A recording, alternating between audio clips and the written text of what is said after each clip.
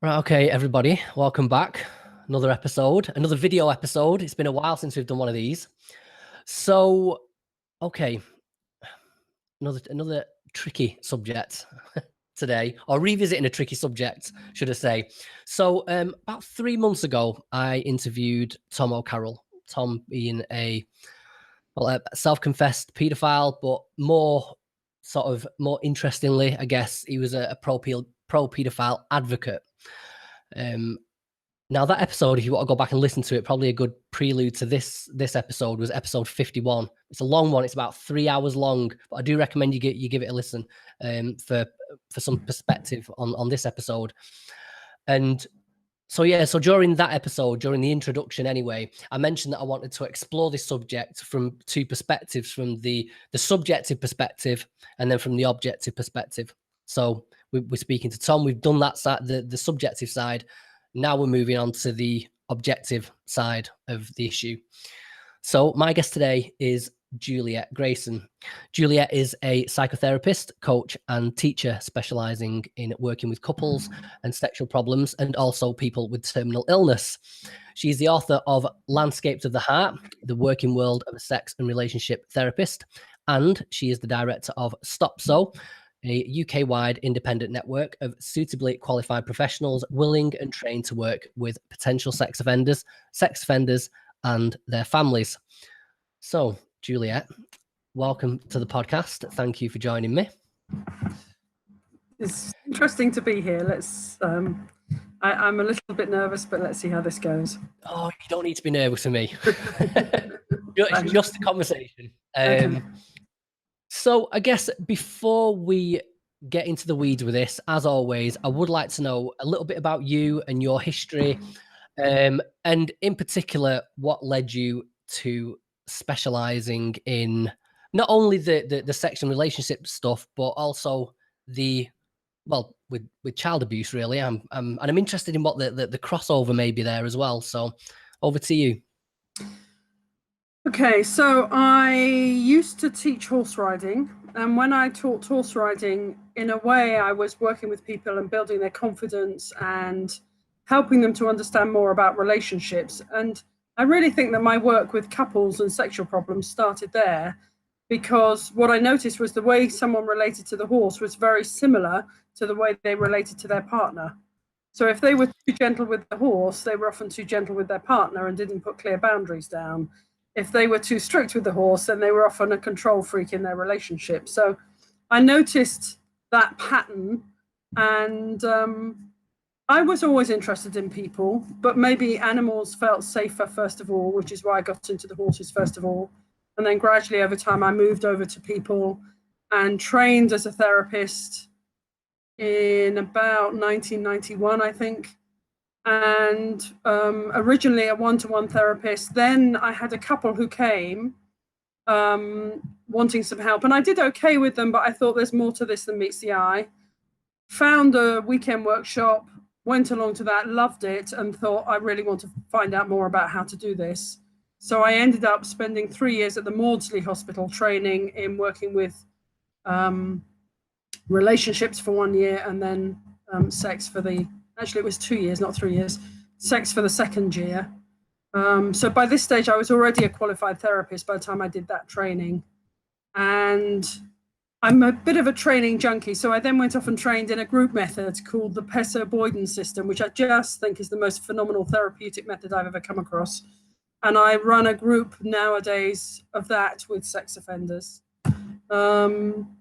Anyway, so I started working with couples and relationship problems, and the number of people who were coming to me who had been sexually abused was shocking. And all of my fellow therapists were having the same experience. And we were talking, and there was there were two big influences on my life, a woman called Glyn Hudson-Alice, who was a forensic psychologist, and a therapist called Ruth Hallam-Jones. And both of them had already started working with sex offenders. And it just seemed to me that it made complete sense to go upstream and work with the sex offenders in order to reduce the amount of sexual offending that was happening.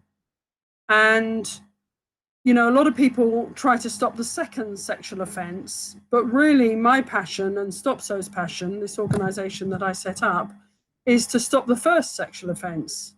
So if we can get to people before they've committed a sexual offence, that really does make a difference, because the consequences of sexual abuse are just lifelong. They're devastating. I mean, it's unimaginable for the people who haven't seen what it can do to someone's life. It can completely devastate their lives.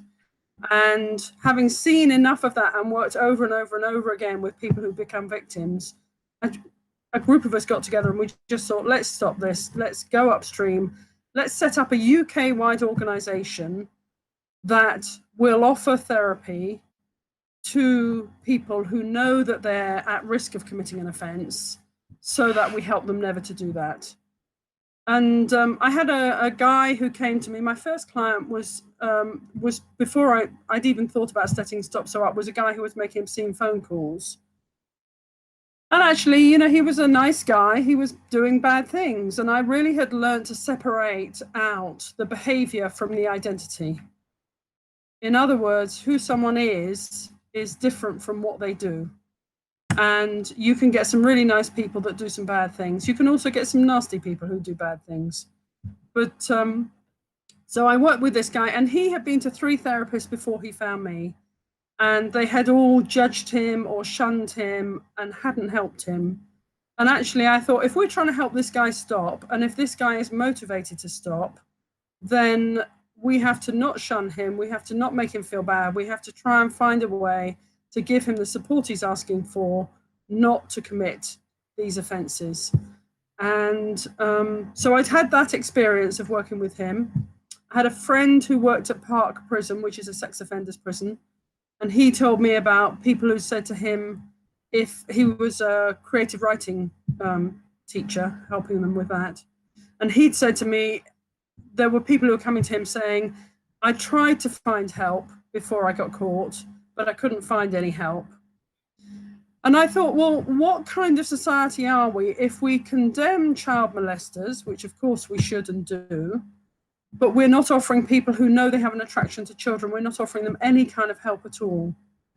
So a group of us got together, I think it was 2011 when we first met. And in 2013, StopSO saw its first client. And at that stage, it was called the Specialist Treatment Organisation for the Prevention of Sexual Offending. Recently, we've changed our name. This year, we've changed our name. It's still StopSO, but now it stands for the Specialist Treatment Organisation for Perpetrators and Survivors of Sexual Offences. Because we've decided that we have over 200 therapists spread out across the UK who know how to work with sex offenders. And to be honest, people need specialist training to work with sex offenders, but most people in their training courses that they originally had will have been trained how to work with people who were abused. So we have these therapists already set up across the UK, and we thought, let's utilize that network, because there isn't a UK-wide network for people who've been abused. So now we are the 360-degree organisation that works with both perpetrators, and from the autumn, we will start working with survivors of sexual offences too. Our main focus will still be the perpetrators, because that's where we want to stop it upstream. But there are so many people who suffer from the consequences of sexual abuse that although there are little pockets of rape centres and women's centres and places that do help, there isn't a UK-wide organisation that's offering therapy to the victims of sexual abuse. So we're about to embark on a crowdfunding scheme to raise money so that we'll be able to subsidise the victims of sexual abuse who can't afford to pay for it. So we're working with the perpetrators and the victims along, side by side. And I know that today, really, most of our focus will be about talking about the perpetrators. Yes, it will. It will.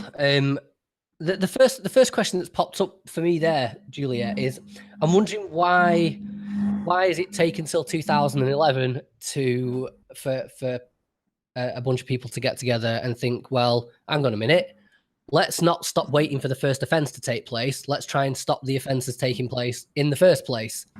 Why? It seems like an obvious thing to try and do. This idea of going upstream has been an idea in psychology going back many decades. So why so long to get around to doing this in this particular field? I can't answer that. I think it's appalling, really, because recent research has proven that pedophilia, the sexual attraction to children, is actually formed pre-birth. So it's formed in the first few months of pregnancy, in the 4th and 5th month of pregnancy. There's a chap called James Cantor, Cantor, and he researched the brains of pedophiles in prisons and found that there are a whole load of characteristics that pedophiles have that are unusual, that don't fit with the general thing. So, for example, they're 3 times more likely to be left-handed than the general population. And that only happens in schizophrenics and one other group, which I can't remember now, but it's not common. They're likely to be 2 centimeters shorter than the general population. There are a whole load of physiological signs that pedophiles have in common that the general population, are unusual. So what he has pulled out from that information is that it's likely to have happened in the 4th and 5th month of pregnancy. So what that means is that there are people in this country who are born with a sexual attraction to children. They haven't asked for it. They didn't intend it. It's the way they are. And if we as a society aren't offering them any help to manage that, but we condemn them when they act on that, then I think there's something very wrong. But why it didn't happen before, goodness only knows. Do you think maybe it's sort of maybe an unpalatable area of psychology to be working in the first place? But then I guess, to maybe, I was going to say to maybe be working with people that have actually committed an offence would be somehow seen as less sympathetic than going upstream. I think you're right. I think, we are talking about the modern lepers of society. These are people who are vilified and hated by most of society. And so the idea of helping them goes against what most people would want to do. I was thinking maybe it was that, dealing with somebody sort of pre and post offending was, if you're dealing with someone that has offended, it's like, I'm trying to fix this horrible person. Whereas if you're trying to, help somebody pre-offending, it's seen as being sympathetic towards a dirty paedophile. Do you know what exactly. I mean? But actually, what we have to do is find society to look at this in a different way. Because this isn't about being sympathetic to a dirty paedophile. This is about preventing child abuse. This is about stopping it before it starts. This is about protecting children. This is about protecting society. So somehow we have to help society step back and look at it in a very different way from the way they've conventionally looked at things, and see. Once you think about it, it's a no-brainer. It's so obvious that helping people before they've committed an offence is a logical way to go, but it's completely counterintuitive because no one wants to help a paedophile. So I think you're right. I think it's easier to say I'm helping someone who's committed an offence than it is to say I'm helping someone not to commit an offence. But if you think about the victims that we've saved, StopSO so far has worked with over 2,000 people. Now you think how many people have not become the victim of a sexual offence because of the work that we've done with those people. No, it is an interesting little sort of twist of psychology going on there. Yeah. Okay, so before we delve into this, I'm just interested, and I know you've listened to my interview with Tom. It's probably a while ago now. I don't know if you can remember it at all. And for the people that have listened to it and do recall it, I'm just wondering if there was anything. What was your takeaway from that conversation? What are the sort of the main things that stuck out to you? The point at which I got uncomfortable was when he was suggesting that we should allow children the choice about whether or not they have sex with an adult. We don't allow the children the choice to drive a car or use dangerous machinery. We say that's not safe. And I don't think children are able to make that choice and understand the implications of what they're doing. And I just, at that point, there was a point when I wanted to shout at the screen and go, no. It's interesting, Juliet, when I ended up in a bit of a long debate on Tom's website with some of the people that read his website, and it was basically me against all these pro-pedophilia advocates. And on that point alone, I mean, some of the explanations for it were just bizarre. That things like saying that children aren't, can't make decisions like that. It's ageist against the children. Somebody was saying that parents actually don't have the best interest of the child at heart because parents are selfish, they want to control the child, they're like tyrants. Other people were saying that parents are too close to the child to be able to make decent decisions for them. Just a really strange sort of psychology driving that the advocacy side of this argument. And in the trade, that's what we would call cognitive distortion. Yeah, a little bit.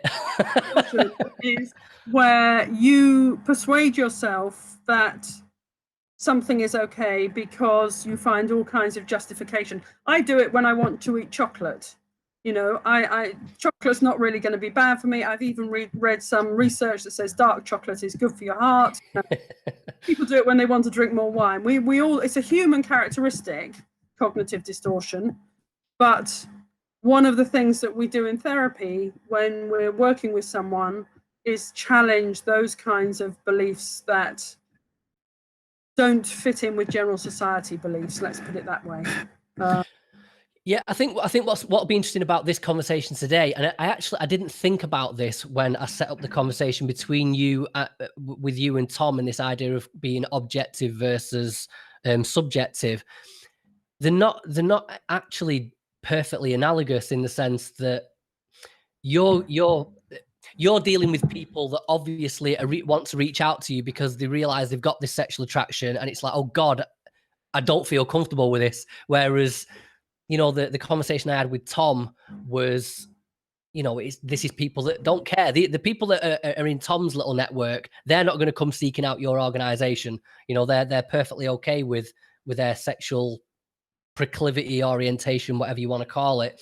But then again, like I said in the introduction to that episode, it was tricky for me to interview people that claim to be non-offending pedophiles because you don't know if you can take their word for it. I don't know. It's such a tricky one. But what we're dealing with today is obviously we're going to be talking about people that are uncomfortable with it, people that do want to seek help, and whether or not or to what degree that can be successful. So I guess jumping into this properly now, I guess could you give us a sort of a statistical overview of sexual abuse committed against minors in the UK? Just sort of paint us an epidemiological picture, if you can. Okay, you're going to be shocked, I imagine. So there are 64,667 police recorded offences against children and young people from April 2016 to March 2017 in the UK. Okay. Right. Right. 64,000. Is that incidents or individuals committed with it? That's police recorded sexual offences. Right. Now, the Children's Commissioner wrote a report called Protecting Children from Harm. And in that report, they say only 1 in 8 children reports their sexual offence. So if you do the maths, if you multiply 64,667 by 8 and then divide that by 365, the number of days in a year, that comes out at 1,417 new cases of sexual offending every day. against children in the UK. Right. Okay. We have a hashtag 1417StopSO, which we want people to use to raise awareness of this. It's almost 1 a minute. There are 1,440 minutes in a day, so it's virtually one child a minute. So I don't know how many minutes we've been on this call, but another X number of children will have been sexually offended against since we started this call. Yeah, 21. How nice. 21. So 21 more children have been sexually abused since we started this call. I just think it's completely and utterly shocking. We planted windmills. Our logo is a windmill for StopSO, and we planted windmills on the banks of the Thames to represent those the number of children that would be sexually abused that day. You know, the 1417 figure, and we probably will do it again next year. And I really hope we're planting fewer windmills next year. What about the sort of the demographics of the offenders? What are we looking at there? To be honest, I don't have that stuff available. I don't know. What I do know is that when we have an online questionnaire that asks offenders, at what age did you first know you had a problem with your sexual thinking or behavior? And again, I was surprised by this. Maybe I shouldn't be, but the first age was 0 to 10. And 11% knew by the time they were 10 years old that they had a problem with their thinking or behavior. 11%. By the time they're 16, it's 51%. By the time they're 25, it's 72%. But of the people contacting StopSO, only 3% are under 25. Right, okay. So what this means is it could be, I don't know how old your children are, but it could be your son. It's usually male, sometimes female, but it could be your son who's asking for help, because we all have an image of an old man in a dirty old raincoat, and people think we should lock them all up. But actually, just last week, I was contacted by a 14-year-old who emailed me saying, I'm a paedophile and I've been a paedophile all my life, which I thought was an interesting statement as a 14-year-old. And I said, how do you know you're a paedophile? And this person said, I'm attracted to children between 2 years old and 8 years old. I'm sexually attracted to them. I can't talk with my parents about this. I don't know where to go for help. Can you help me? Am I right in thinking, I mean, I've just been doing a bit of research these past couple of days. I think it might have been on your website, actually, a statistic of something like, in the UK alone, something like 750,000 men, potentially.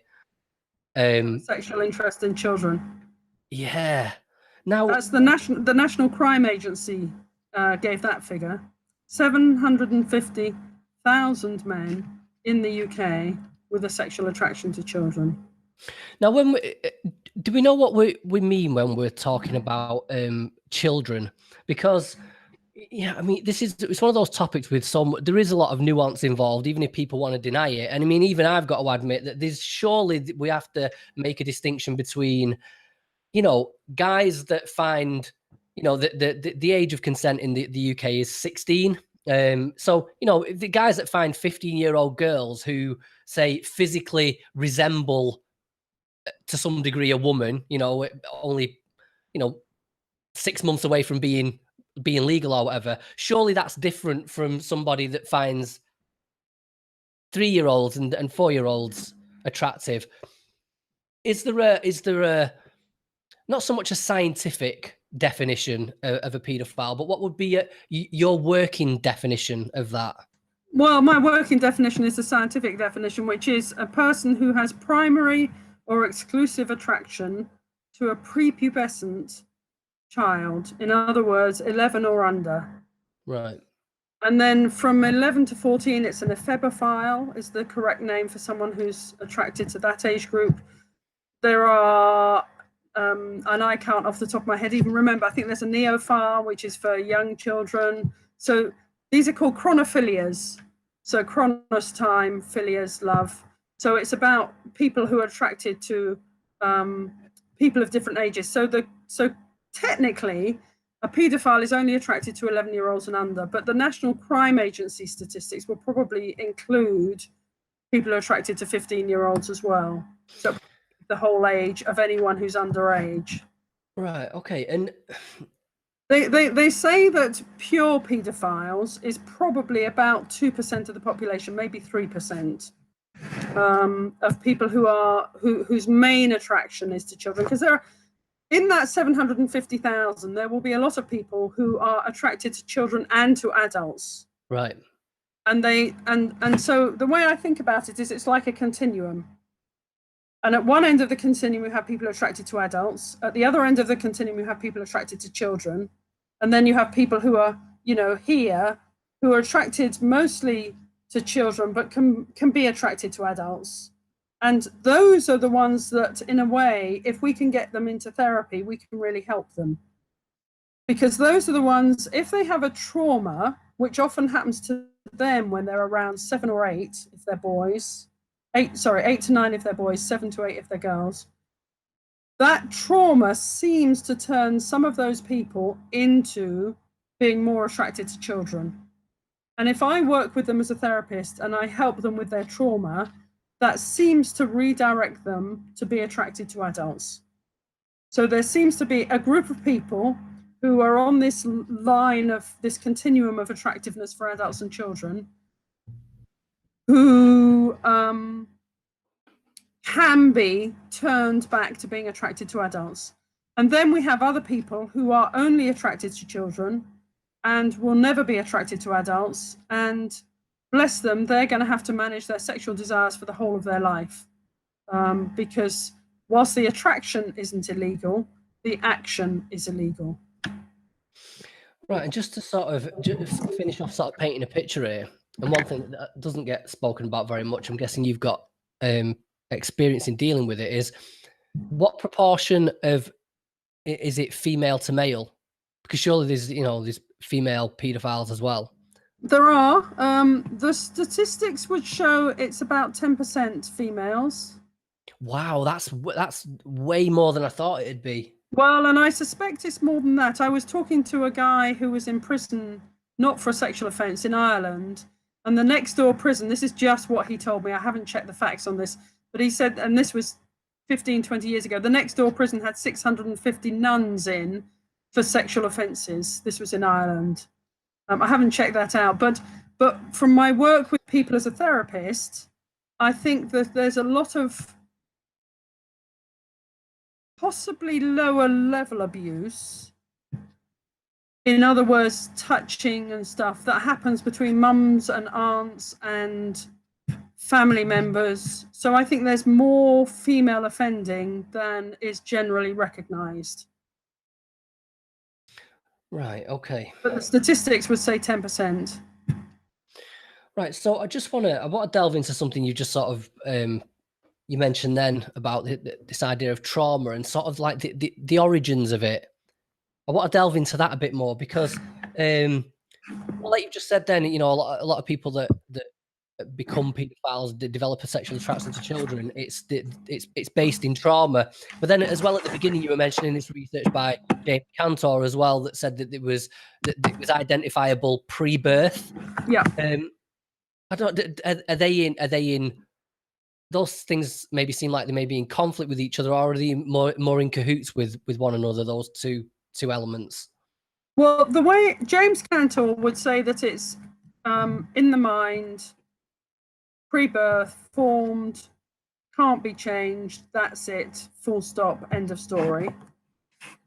That's what I've heard him say. That's my understanding of what he seems to say.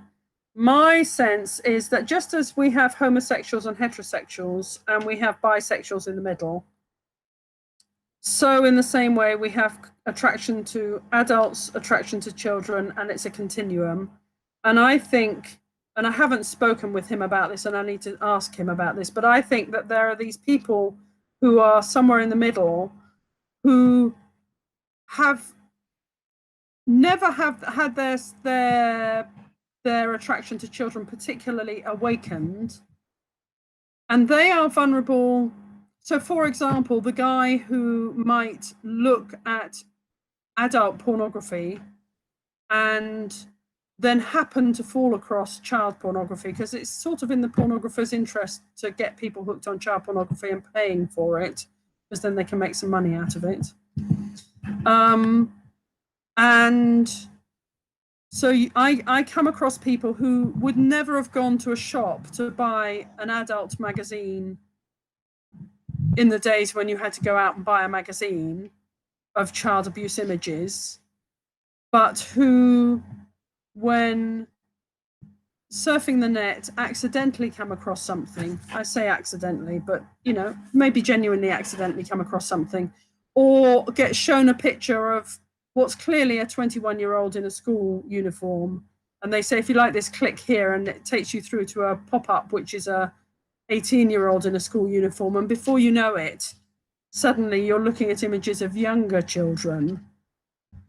So it seems that there are these pop-up images that seem to take people down a rabbit hole, and I think that some people will not follow that. But if you have an inbuilt attraction, sleeping, if you like, covert, not yet awakened attraction to children, that you then start looking at these images, it seems that then people can kind of have that attraction kind of woken up, and then they find themselves obsessively looking for more images.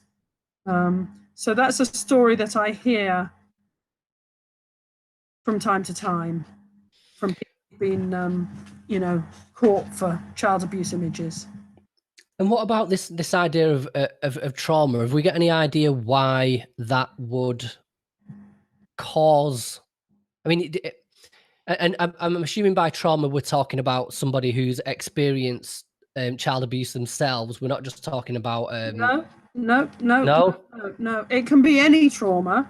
So there's a book called Infant Losses, Adult Searches by a woman called Glyn Hudson-Alice, and she writes about it in there that the sexual template comes online around about the age of 8 or 9 for boys, 7 for girls, and any trauma at that age, and that can be the death of a very beloved grandfather when there's no one else who really is caring for the child or loving the child. Maybe the child's a little bit neglected.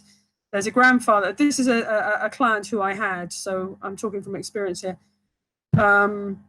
Parents were slightly neglectful, not particularly good parents.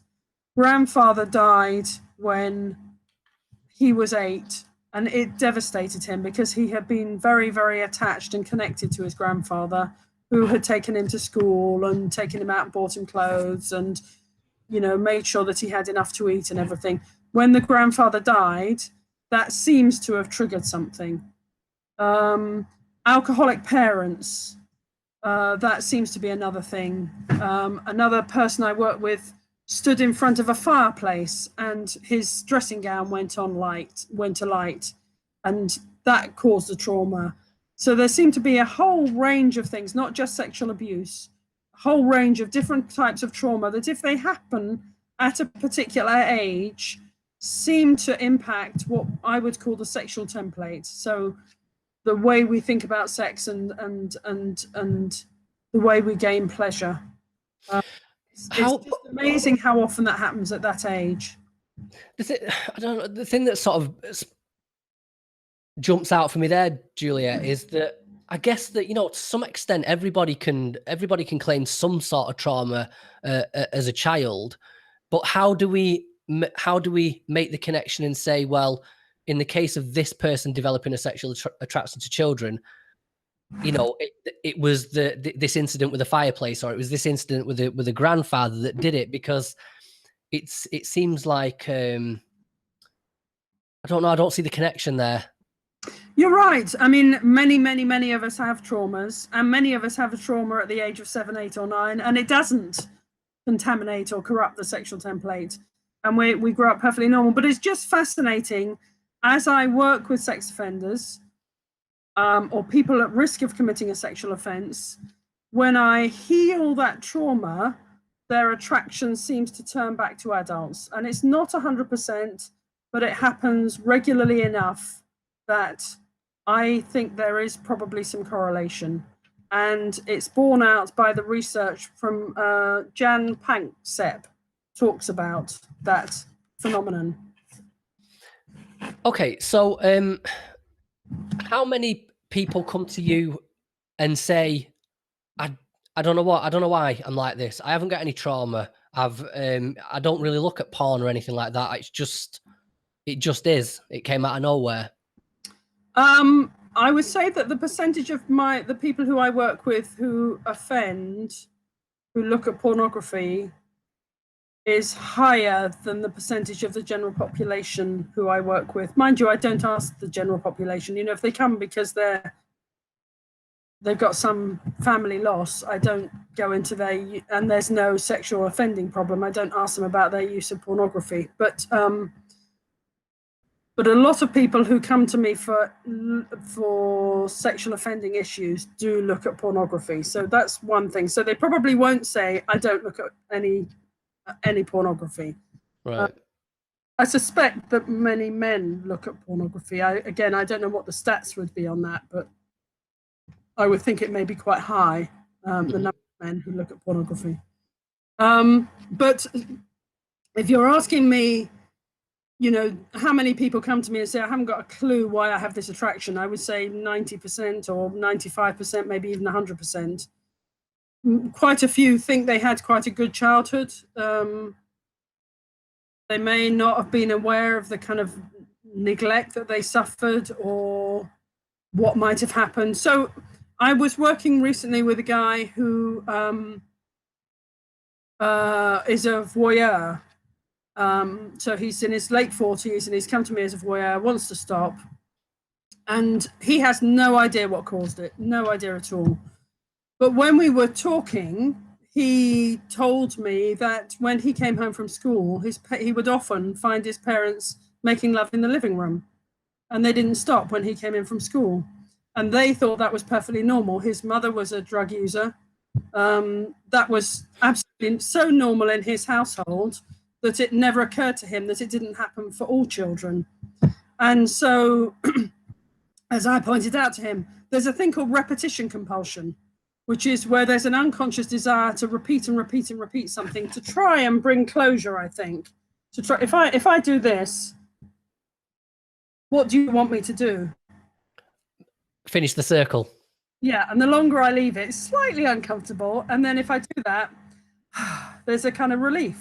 Right. And that's what our unconscious is constantly doing. It's looking to close, to complete things.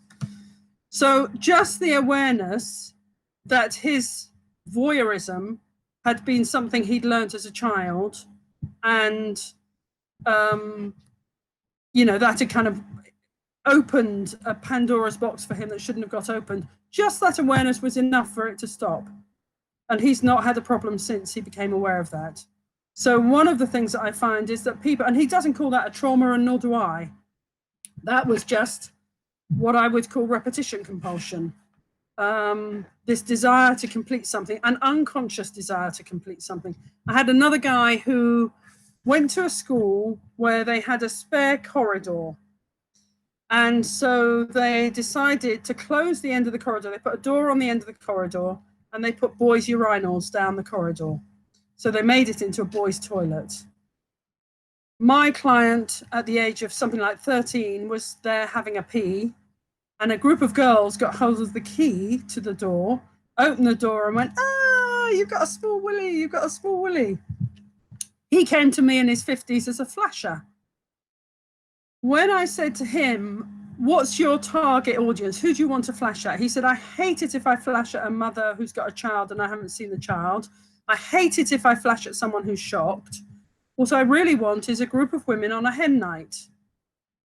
Now you think about a group of women on a hen night. He said, "I want them to half enjoy it, or more than half enjoy it." You think about a group of women on a hen night, that's the same thing as these, he's got a small, you know, the girls who actively found the key, opened the door, knowing that they were going to see something. And again, when he discovered that he'd picked that up in, you know, that was a repeating pattern, he didn't do it. And I saw him maybe 6 or 7 years ago. I had reason to get into contact with him just about a couple of months ago. And I said to him, how is all that now? And he said, "I never even think about doing it anymore. It just doesn't occur to me. It's just completely fallen away."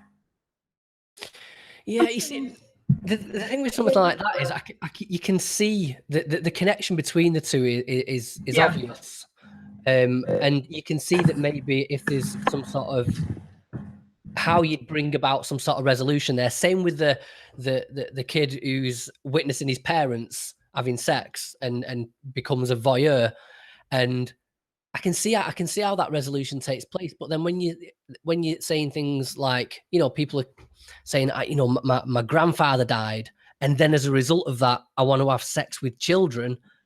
That's He's not, the client doesn't say my grandfather died and so I want to have sex with children, or even I was sexually abused and so I want to have sex with children. It's just that when you do the healing work around the grandfather, the desire to have sex with children seems to dissipate. So there seems to be a connection, which I make in hindsight when I've done the healing work, and that seems to go away. So I'm not saying it's, well, actually I am saying that trauma seems to be a large part of what can turn some people towards acting inappropriately sexually. what do you think? And I'm not a neuroscientist, and I'm only talking from, I mean, there are you know, there are statistics that kind of back it up as well. But well, I'm not even sure that I know that there are.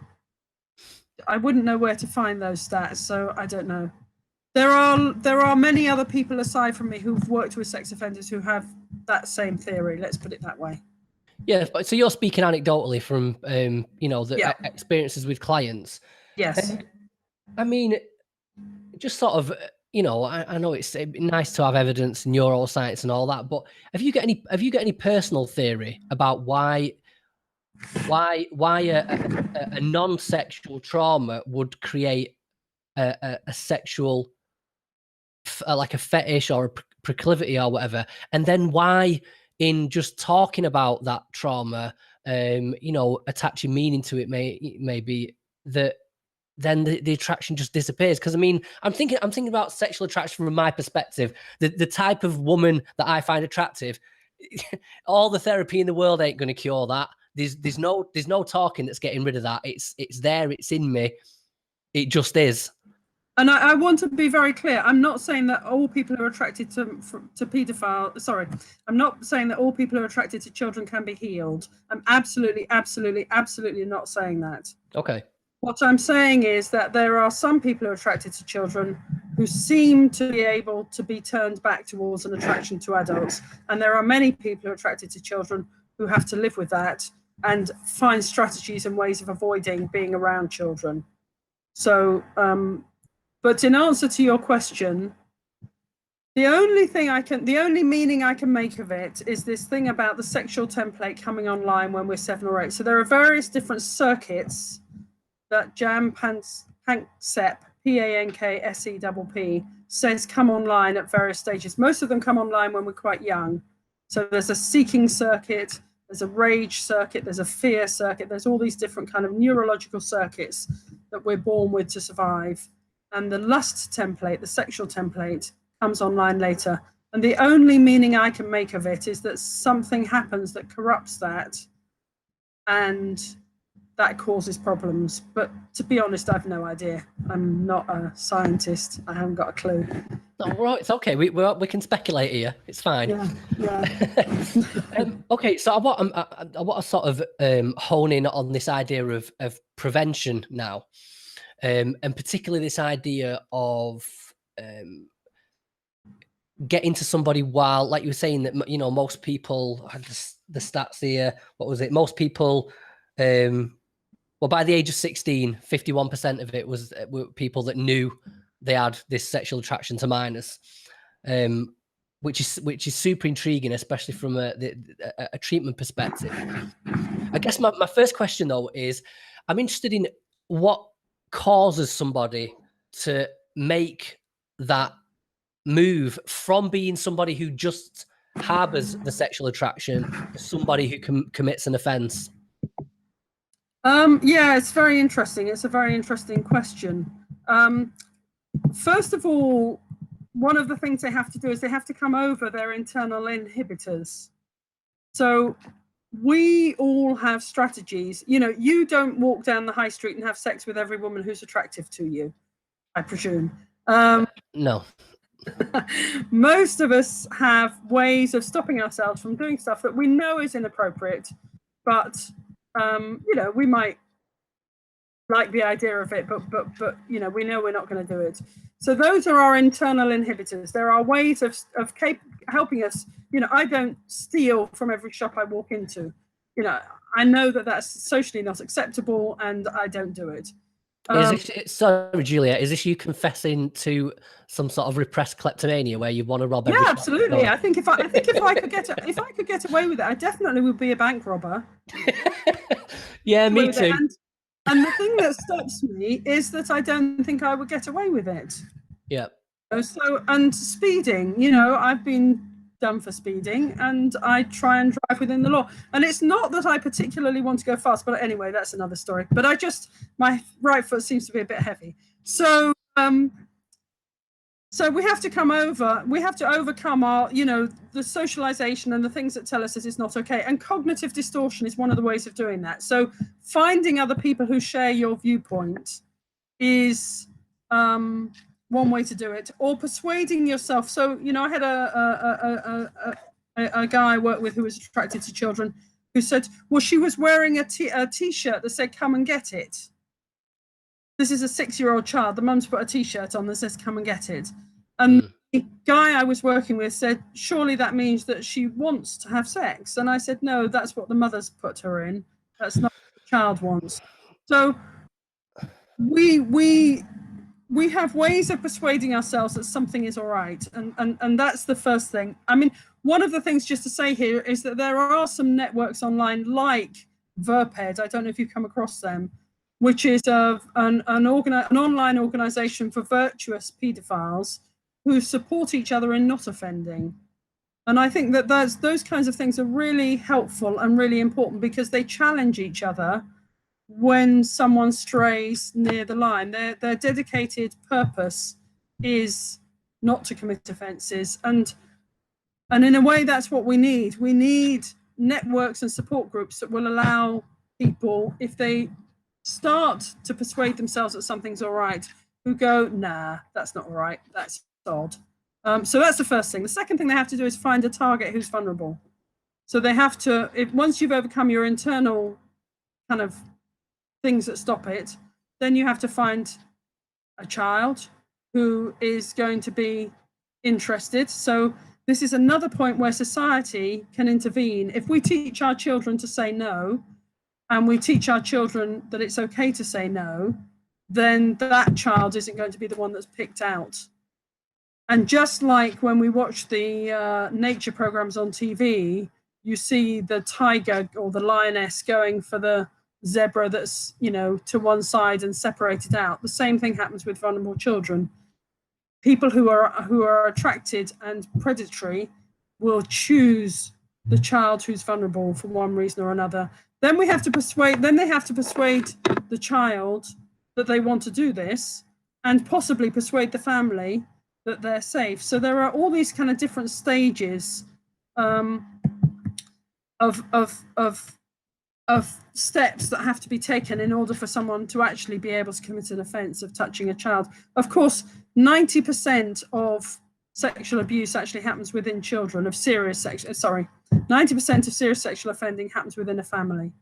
So usually it's not 90.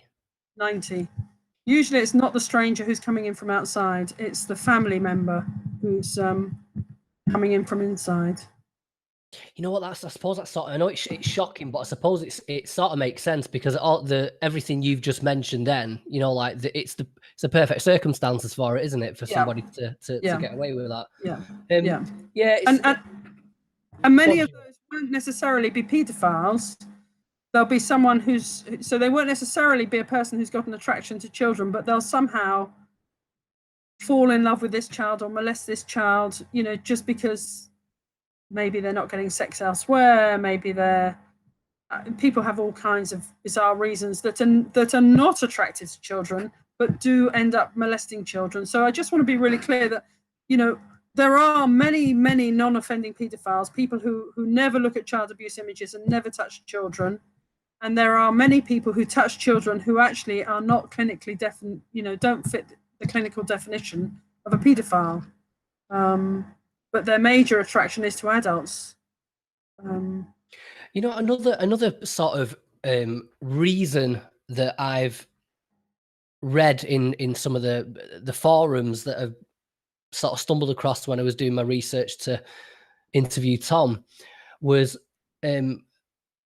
sort of this, there's a bitterness there that sort of results from isolation. I've read a few guys basically saying that I realized I had this sexual attraction. I realized that society hates me and thinks I'm a piece of shit. I realized that, you know, it's one way or another, I feel like I'm doomed. I'm going to end up in prison. So I just felt like, well, what the hell? I'm just going to go ahead and do it anyway. Again, is that something you've run into in practice? That sort of that bitter attitude? Occasionally I have, yes. And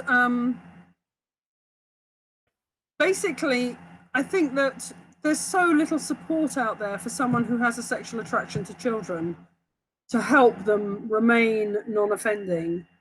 And what we really need to do is somehow find a way for society to accept that we have 750,000 men walking around with a sexual attraction to children. That probably means that most of us know at least one.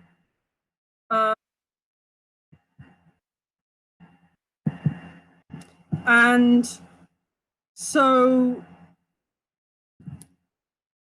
we have to change the way we think about this.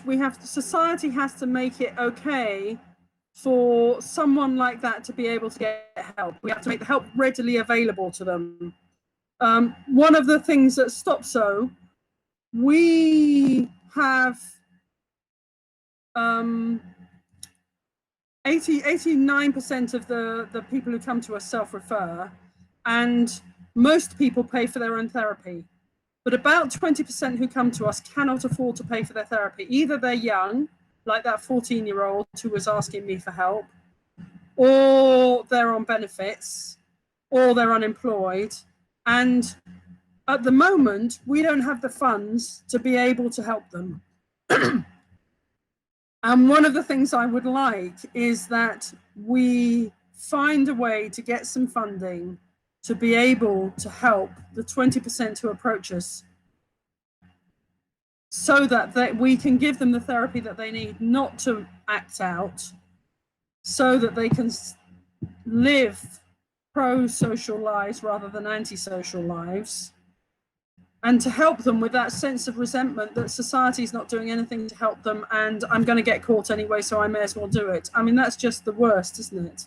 That's just the worst. I mean, what do you think, realistically, and I'm guessing you guys at StopSO might have maybe discussed this, but what do you think is a realistic approach to trying to,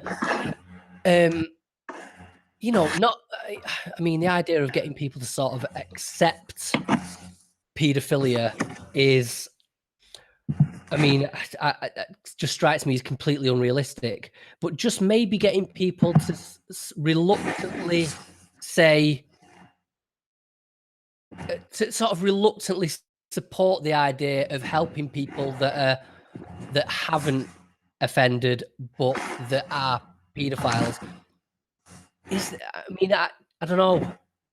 Have you got any ideas? Because I'm all out, and I have thought about this ever since my conversation with Tom. This idea of helping people that don't want to offend, and how do we take away the stigma from that? But I just don't think there is anything. But what do you think? I think it's just a very gradual process of giving people the information. So one piece of information that most people don't know, let's see whether you know this or not, you might do, you might have read it in your research. What do you think the reoffending rate for a sex offender to commit a further sexual offence is? So if I tell you, to give you a guideline, that the reoffending rate for someone who's committed a theft is 42% are likely to commit a further offence within a year. What do you think the reoffending rate is for sexual offending? So is this somebody that's been caught, that's been treated, or just a general figure, someone that's been caught, convicted, and then released?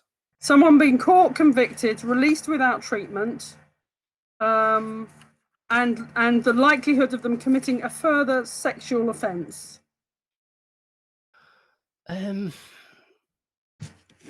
My intuition is saying that it's probably not as much as you'd think, but I'd still say about 40-50%. Okay, I'm going to look this up so I make sure I give you the actual accurate figure. So let me just find this here. It's 2 to 3% within 2 years. Okay. And if it's if you extend that to 4 years, then it becomes 5.5%. Okay, 5.5% after 4 years. Now, I have to say, Juliet, the thing that immediately sprang to mind there is I imagine that people that have been caught and convicted that reoffending rate is surely going to be affected by people being more cautious, people that have sort of sharpened their arrows, so to speak, and got a bit better at getting away with it, maybe. That's possible, but do you think the guy who's been caught for theft wouldn't also sharpen his arrows? No, yeah, that's true, yeah. So the guy who's been caught for theft is 42% likely to be caught again. The guy who's been caught for a sexual offence, to be caught for another sexual offence, so not for any other offending, but just for another sexual offence, is as low as 2 to 3% within 2 years. I mean, I think it's intriguing, because what this means is it becomes even more important to stop the first offence. So that statistic that I've just given you is based on the UK Risk Matrix 2000. It's a government-based figure, and it's also across the world. The statistics are similar. So it's not just in the UK. It's a generic across the world statistic. So what this means is that we should really be fighting to stop that first offence. Yeah, I mean, yeah, of course we should be fighting to stop that. I'm just thinking that one of the problems with that statistic is when we're talking about things like stigma towards it. And again, you have to be careful with this. We're making a clear distinction about there's a difference between stigmatizing sex offenders and stigmatizing people non-offending pedophiles. So this idea of trying to destigmatize people that have a sexual attraction to children, that statistic demonstrates that, for people that say, oh, bollocks to therapy, just lock them up, they're disgusting. Like, if you can find out that someone's a paedophile, even if they haven't even committed an offence, just lock them up anyway, sort of Minority Report style, just in case. And a lot of people would say that seriously, because I think a lot of people would, at a level of compassion, philosophy, whatever, morality, would say that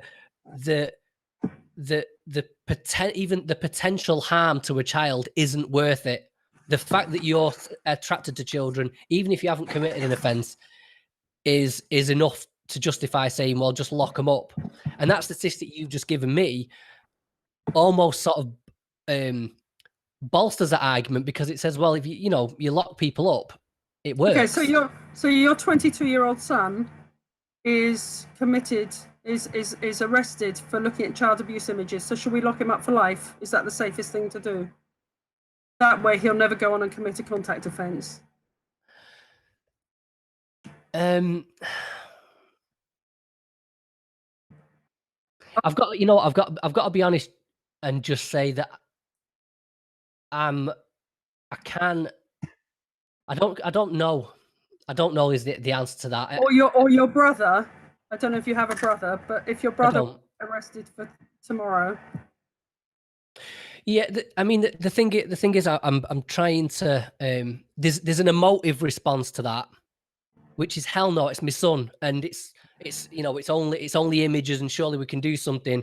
But you know, a level of morality, and you know, the sort of this idea of a potential offence, and you know, if you flip it round and say, you could use the same emotive argument to say, well, what would I want to happen to somebody like that, who, if they're released, may do something to my daughter Sure, or my absolutely. son. Yeah, Absolutely.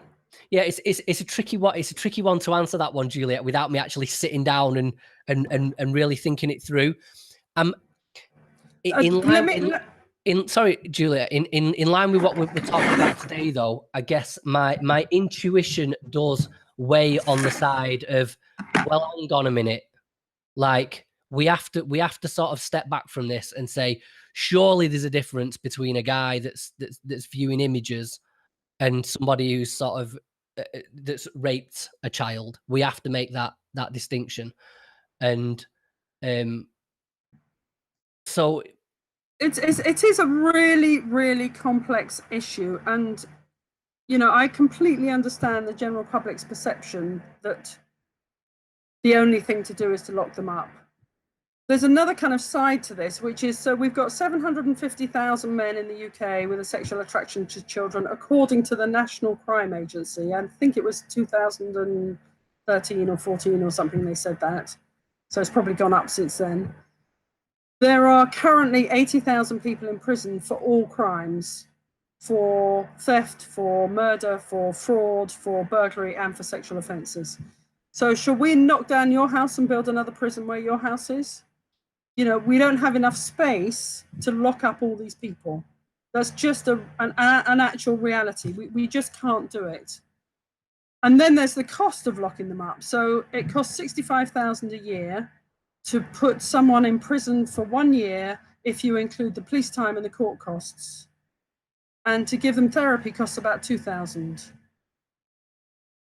Well, also, Julia, I was wondering, actually, on that same note, I don't know if we know this statistically, but just through your personal experience in speaking to people as well, I'm wondering how effective a deterrent prison is for people. Just the idea that, you know, if I do commit a crime, whatever, commit this offence, and I'm going to end up in prison, knowing that the stigma, not just, I mean, the stigma outside of prison is bad enough, but in prison, I believe for people that are guilty of child abuse, the consequences can be real bad. So I'm just wondering how effective a deterrent the potential to end up in prison is. Well, I think the potential probably isn't a strong enough deterrent. I think what happens, you know, what I see, because we at StopSO, we have an online forum for the family members of people who've committed a sexual offence, and you know, the devastation that it causes to their families is just untold. And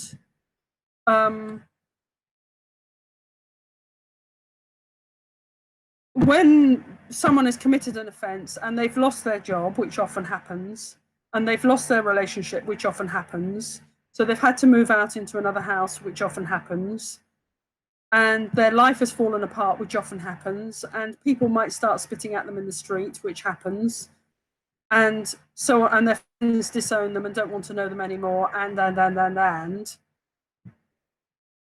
they are shocked by that. And you know, we have on the StopSO website, we have a letter from a guy, and I think I don't know, something like "If Only I'd Known" or something like that is the title of it. It's on the resources page. You know, I had no idea what the impact of this was going to be. People, we're back to cognitive distortion. We're back to, I'm going to get away with it and it won't happen to me. We're back to, what I'm doing isn't that bad. We're back to, so somehow the idea of prison, it may be getting to be more of a deterrent now as people hear more and more, you know, every day in the news, we're hearing about famous people being imprisoned for sexual offences. And I think that doesn't, you know, that's no bad thing.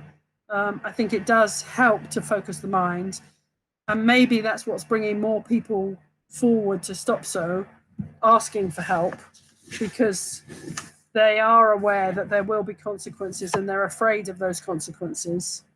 So then maybe it is bringing more people forward to say, actually, I want some help before I commit an offence.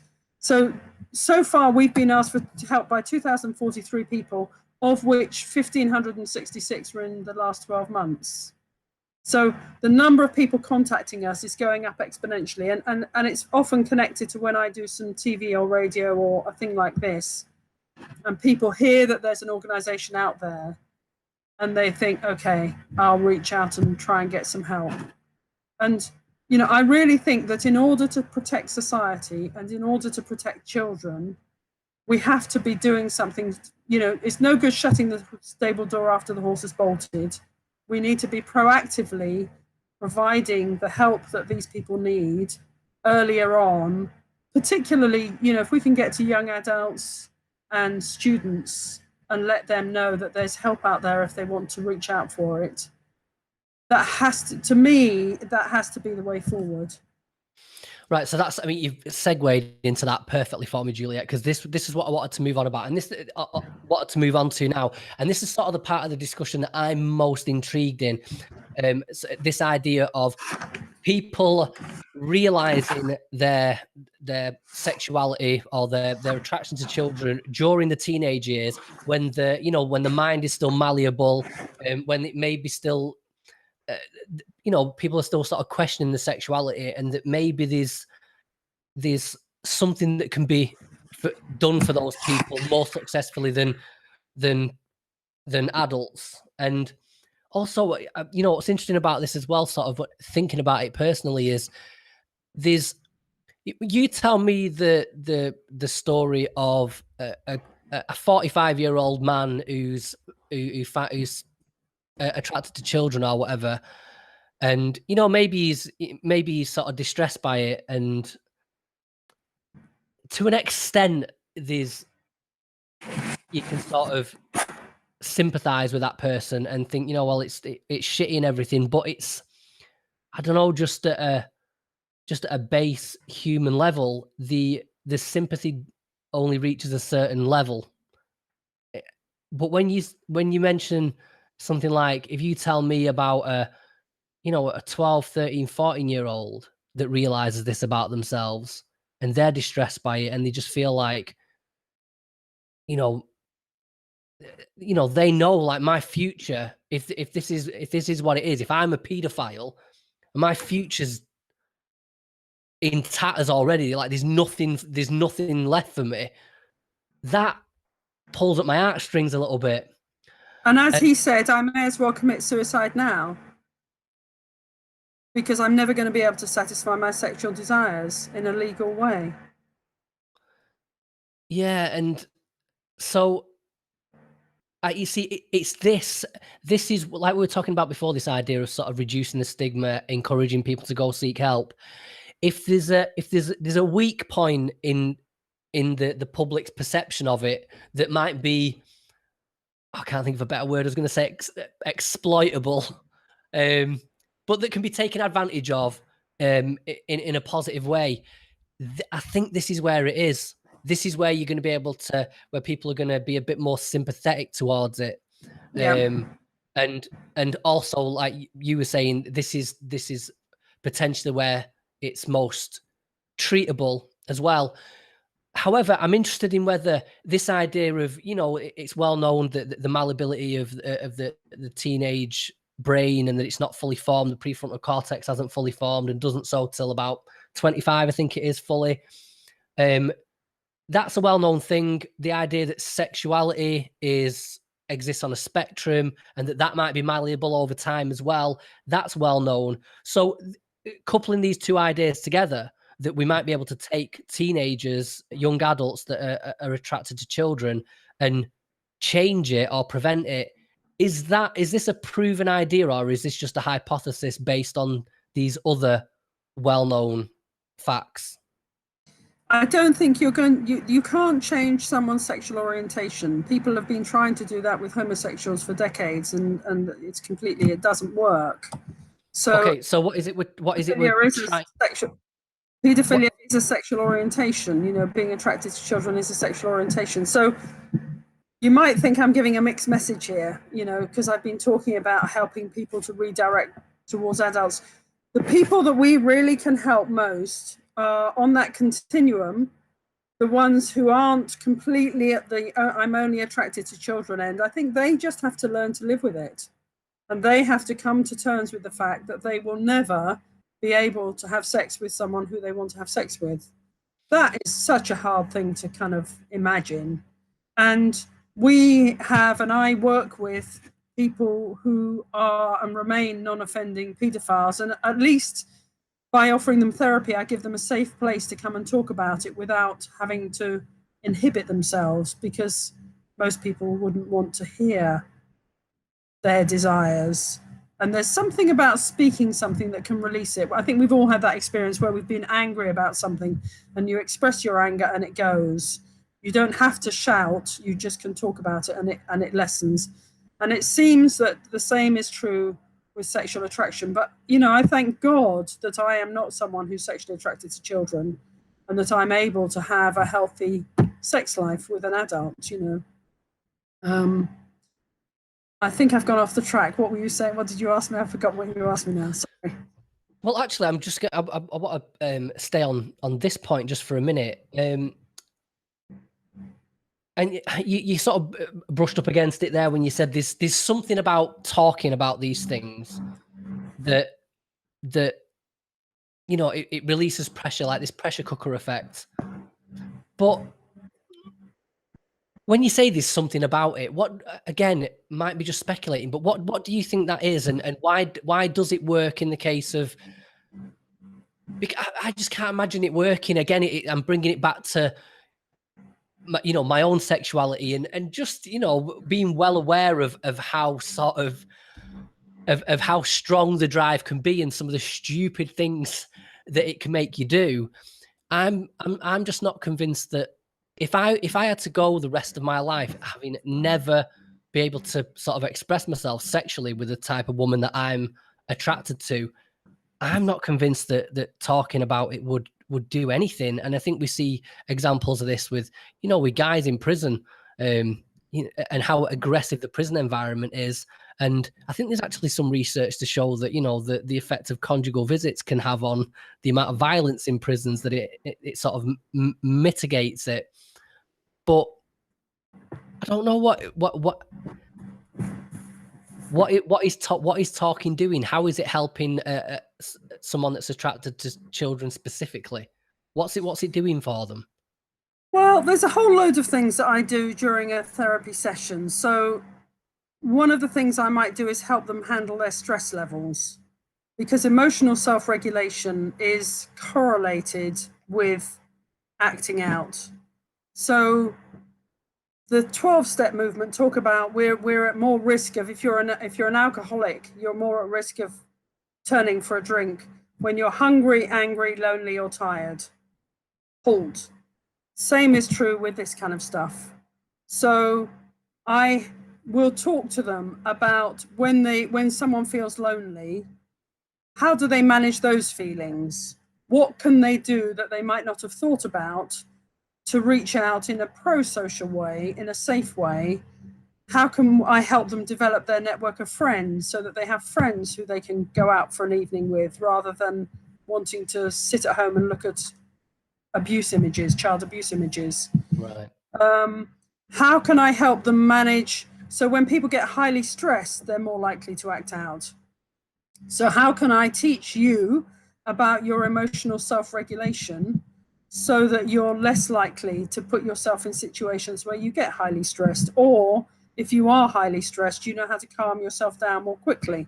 Because often the people who I'm working with have not been taught that by their parents. That's often something that's missing in their upbringing, is how to manage their own emotional state.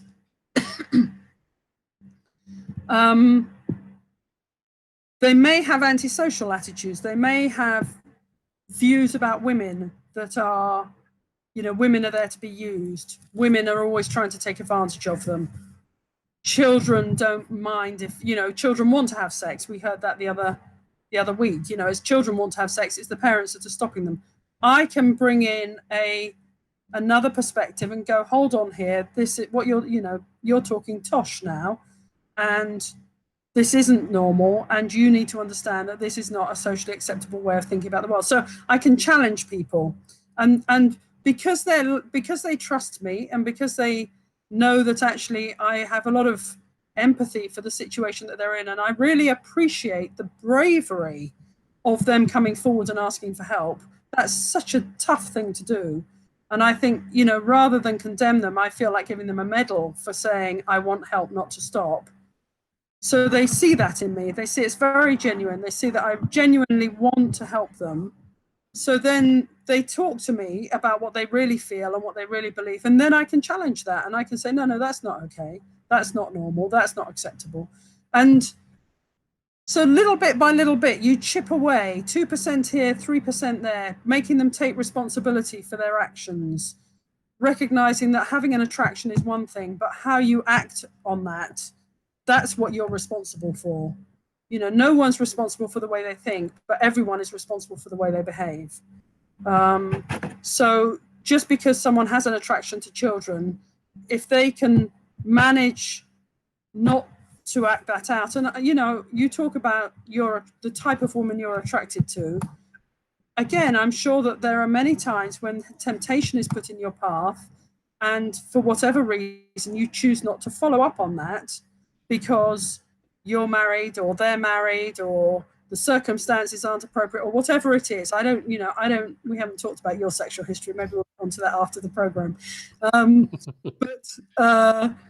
You know, you have strategies for knowing when it's okay and knowing when it's not. And I need to help bolster the strategies for someone who has an attraction for children. So a guy I worked with recently, you know, he said, if I'm sitting on the bus and a child under 10 or 12 comes and sits next to me, I change seats. I move, because that's just not good for me to be around that.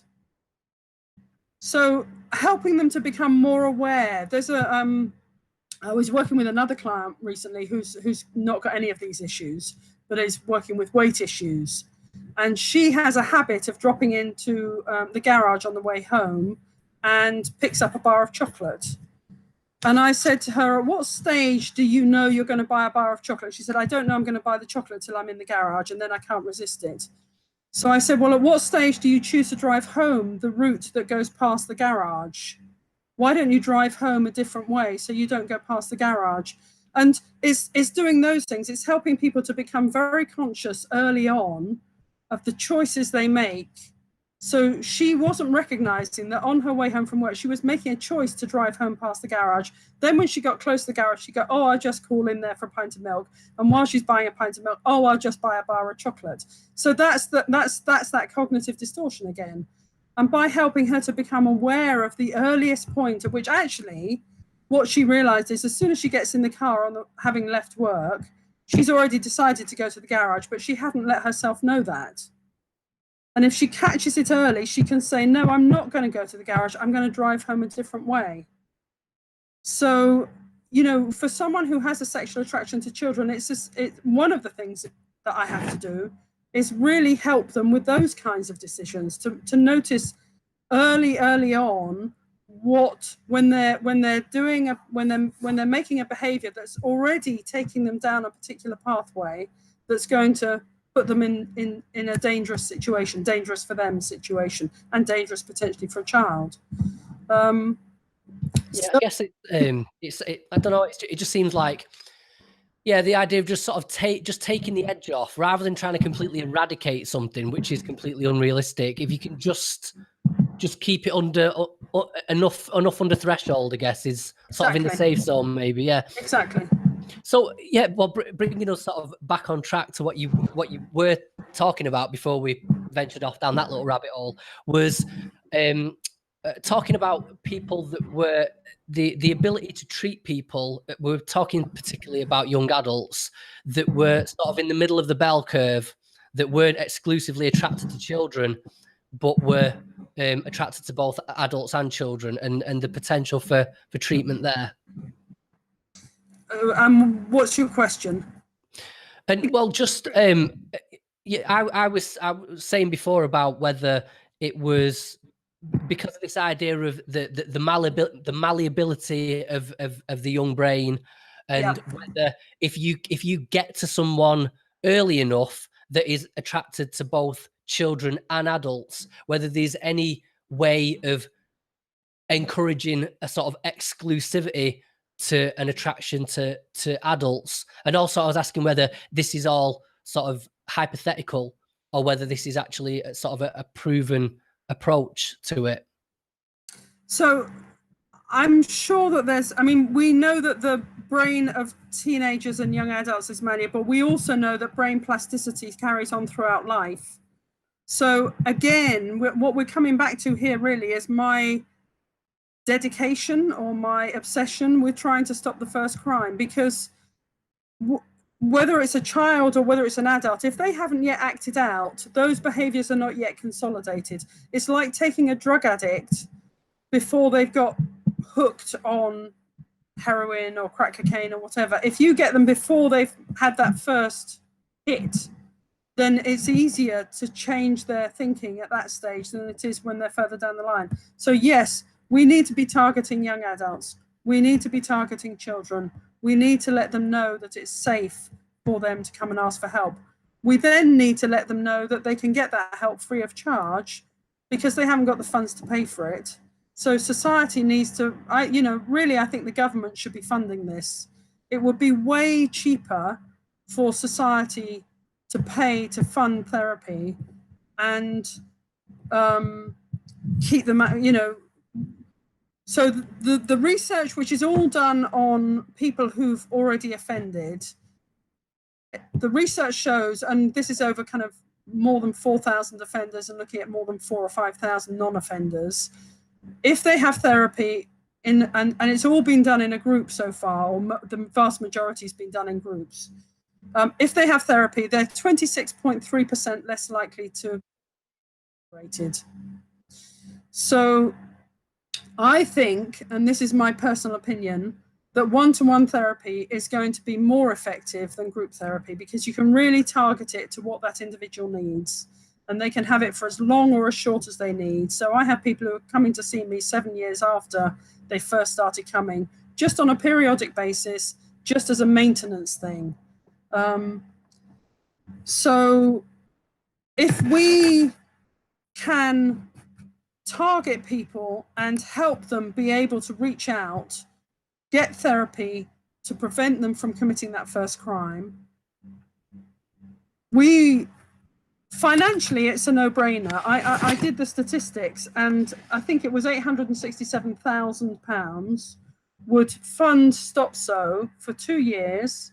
It would fund all the subsidized therapy for the offenders. It would also fund subsidized therapy for the victims of sexual abuse.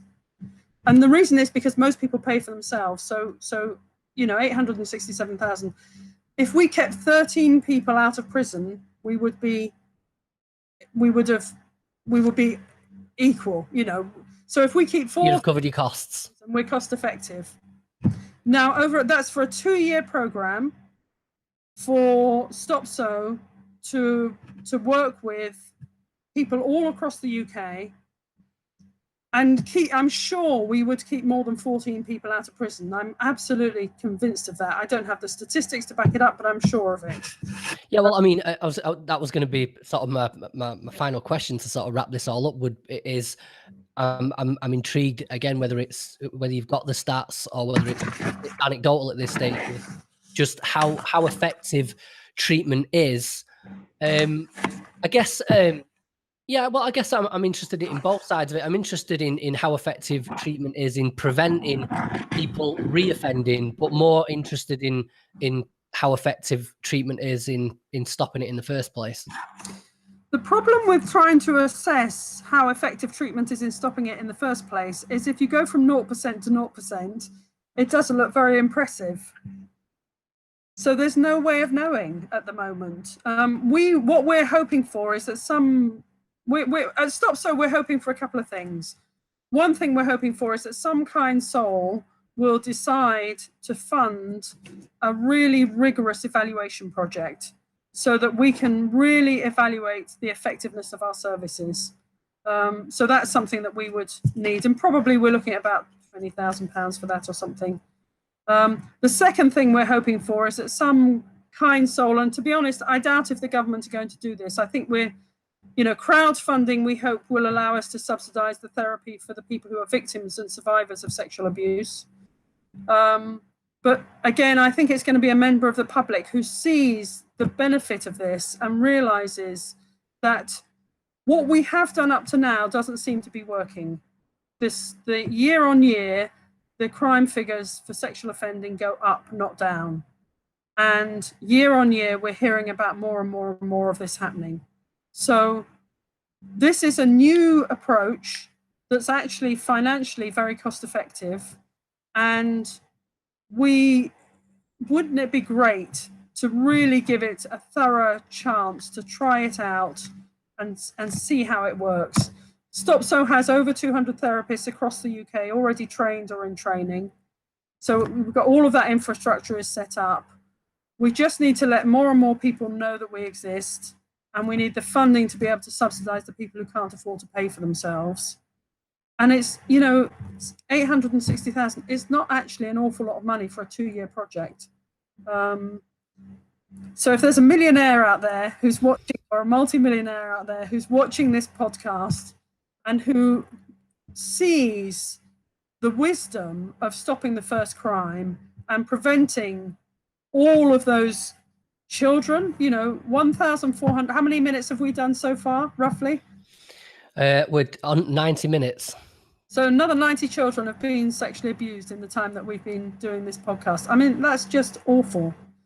And if someone out there sees the wisdom of an approach that really focuses on stopping the first crime as well as stopping the second, because we work with people who've already committed offences as well, who really sees the approach of stopping people who want to target children as well as those who are raping adults and voyeurs and exhibitionists, because we also work with those. If there's anyone out there who feels like they have 5,000, 10,000, 20,000 pounds to start donating to us, because that's how we've survived so far. One-off donations from members of the public. We put in applications to grant making funds regularly. They take about days and days and days to fill in. Most of them are rejected. So I think our funding is going to come from the general public. Well, hang on a minute, Juliet. Why? I mean, it does. I mean, for all the sort of objections that people might raise, and yeah, pedophiles are dirty and blah blah blah blah blah.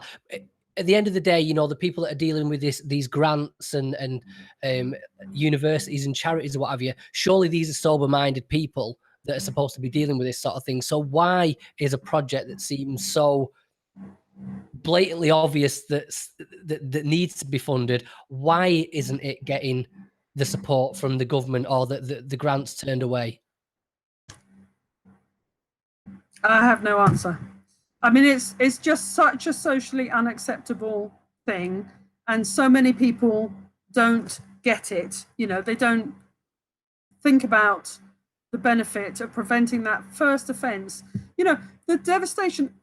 I mean, the devastation to the child, the devastation to the family, the devastation to, that child. The research shows, now here again, I'm going to have to look it up. The research shows that if you have what they call adverse childhood experiences, and a sexual abuse is sure as hell an adverse childhood experience, up to the age of 69 years, those with 4 or more adverse childhood experiences, so you've been sexually abused 4 times, were twice as likely as those with none to be diagnosed with a chronic disease. So 4 times more likely to be diabetic, 3 times more likely to develop heart disease, 3 times more likely to have a respiratory disease. So we're going to be saving the NHS money. We're saving society money. We're saving heartbreak. It doesn't cost a lot. It's a no-brainer from my point of view. So, if people can put the word out and let sex offenders know that we exist. So, tweet, Facebook, publicize, and let people know that we are doing our best out there to try and stem this increasing tide of sexual offending. And as I say, if anyone does feel able to support us in any way, that would really make a difference. You can't imagine how devastating it is for the people in the office when they're rung by someone who says, I know I'm attracted to children, I'm feeling urges, I want help not to act on it, but I'm unemployed. At the moment, they have to say, I'm sorry, we probably can't help you. We do actually put it out to our network and we see if there's a therapist who will work for free, and sometimes we can find one, but we can't keep using our therapists and using their charity. We have to be able to make this a viable financial situation. And so, you know, £2,000 will fund someone's therapy. So if someone wants to donate £2,000 to prevent, you know, to help prevent someone else from committing a sexual offence. And the research, as I said, the research such as it is, 26.3% reduction in reincarceration, so sending back to prison. My sense, and certainly with the clients I've worked with, my sense is it's much higher than that when you give them one-to-one therapy. Right, Juliet. Well, I mean, perfect time for a call to action. Before we're going to jump into the quickfire questions in a minute, but good time to, if you can, just any links, like you said, social media. Where can people find you? Where can people donate? Where can people get involved or help, or anything you'd like people to do? So the website is www.stopso.org.uk. The Twitter is StopSO_UK. And our phone number, if people need to call us and want help, is 07473 299 883. And our Facebook, I don't know our Facebook page off the top of my head, but it's StopSO UK. I think that finds it. Okay, well, what I'll do is, as always, I'll include all of those links, phone numbers, everything in the show notes for everybody to use. So, and there is a donate button online. So if someone can give £2, you know, if 2,000 people give £2,000, that's £4,000. You know, it all adds up. So if a millionaire's out there listening and wants to give us £1 million, fantastic. If you're out there listening and you want to give us £2, that will help us to stop a child from being abused. And that's what StopSO's aim is. It's about prevention, it's about protection, it's about making society safer. Okay, so well, yeah, what I'll do there as well is in the show notes, I'll stick a big old donation button that will. It won't process any payments, but it'll take people straight through to the StopSO donation page, and hopefully encourage a bit of participation. It'd be nice. Thank you. Okay, so let's jump into it now. This is definitely one of those subjects where we need to take a breather and lift the mood a little bit. So quick fire questions. For everyone watching, these will only be available to Patreon supporters, people that are supporting the podcast, helping me keep it online. You can do that for as little as $2 a month. Just go to patreon.com/my own worst enemy. Okay, first one, I asked this to everybody, is what is the last book you read, the best book you've ever read, and a book recommendation on this particular topic?